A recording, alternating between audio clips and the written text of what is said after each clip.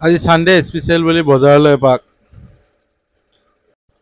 ভাবিলোঁ বাইকখনকে লৈ যাওঁ গাড়ীখন লৈ যোৱাতকৈ যিহেতু দেওবাৰ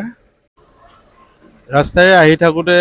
দেখা পালোঁ এখন ট্ৰেক্টৰে তলৰ মাটি ওপৰ কৰি আছে আৰু তাকে চাই চাই মই মনে মনে আহি আছোঁ কাৰণ মোৰ উদ্দেশ্য আছে মাছ আনিবৰ কাৰণে মাছ আনিব গ'লোঁ হয় বজাৰত দেখা পালোঁ প্ৰকাণ্ড বৰালি মাছ তাৰ ওপৰত আকৌ মাখিকেইটাই গান গাই আছে ভুনভুনাই তাহলে উপায় নাই আৰু বজাৰো দেৰি হৈছে 8টা বাজি গ'ল যেতিয়া অলপ ল'লোঁ বৰালি মাছক আৰু মাছখিনি দোকানীটোৱে বঢ়িয়াকৈ ওজন কৰিলে দুটা বেছিকৈ দিছে কাৰণ চিনাকি দোকানী যে বোলো ডাঙৰ মাছ যেতিয়া ইমান খাব নোৱাৰিম অলপ বেছিকৈ দে এয়া ঘৰত আহি ফ্ৰাই কৰি দিলোঁ তাৰ কালাৰ চেঞ্জ হৈ গ'ল ইয়াৰ পিছততো ৰখি থাকি লাভ নাই গতিকে